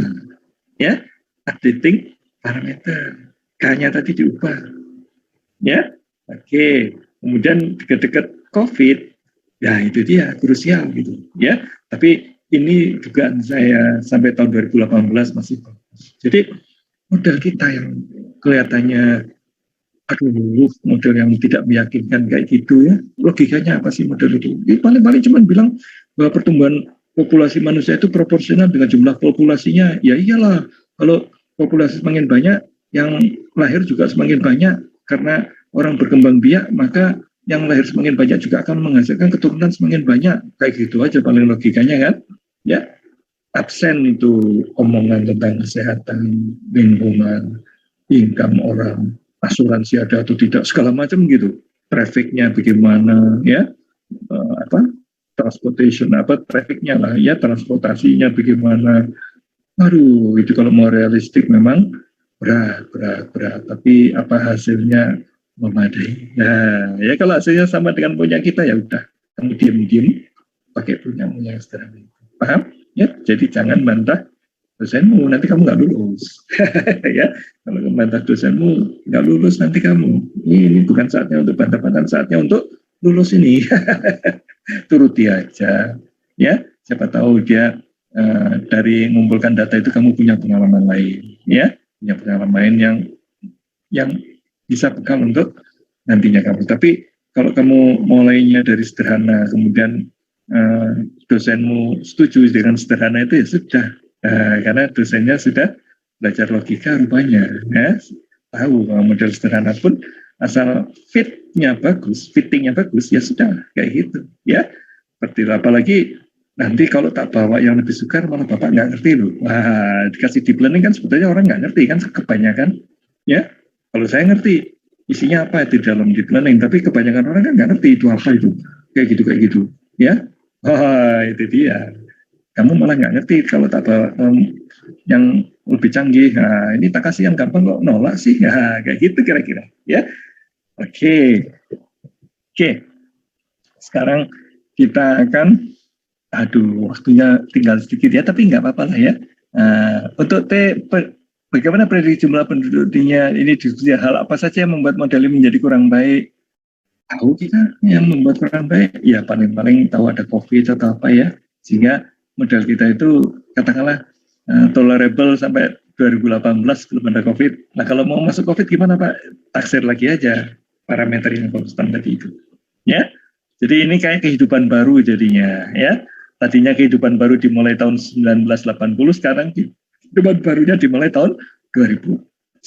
Nah kayak gitu logikanya. Ya, oke, ini soal latihannya. Oke lah, ya. Nah, ini adalah persamaan diferensial linear orde 1. Mau dikasihkan sekarang atau mungkin Senin amat ini. Ya, sehingga topik kita, silabus kita itu kan, kita itu sudah menghabiskan sampai sini nih. Ya, sudah menghabiskan sampai sini. Sekarang kita lagi mau masuk ke persamaan diferensial. Kalau ini saya terangkan di hari Senin aja, ya, maka topik untuk 1 minggu ke depan itu udah habis. Ya, sehingga saya tidak terlalu merasa bersalah kalau hari Kamisnya itu pamitan, tidak bisa ya, kayak gitulah ya, maaf kayak gitu, ya. Oke. Tapi kalau kamu ingin Pak gantilah Pak, ingin belajar lebih banyak, ya, terutama belajar deep learning Pak, belajar deep learning ke sekarang, ya nantilah kalau kamu udah dijuruskan, ya. Kalau mau belajar deep learning nanti. Dan saya ajari yang paling gampangnya. Yang paling gampangnya apa Pak? Ya seperti saya ngajarkan matematika Anda sekarang ini. Yang paling gampangnya kalkulus. Nah, kayak gitu lah ya. Untuk apa kalkulus Pak? Ya kalkulus kan bisa untuk masuki ilmu pengetahuan yang lain-lain. Ya. Demikian pula deep learning yang saya ajarkan yang elementer itu, yang secara eksplisit diperlihatkan learning algoritmnya, maka kamu siap untuk menjelajahi kemana-mana. Ya, daripada kalau kamu klik aplikasi aja sampai ngeklik 5 tahun juga kamu nggak ngerti ini sebetulnya apa sih yang sering saya klik ini gitu loh. Ya, kamu nggak bisa keep up to date. Kalau ada paper baru kamu nggak bisa baca juga nantinya. Ya, jadi kamu masih gagal aja terus nunggu orang lain yang bikinin. Nanti tunggu aja orang lain kan pasti bikinin Pak. Ya udah kalau kamu mau gitu.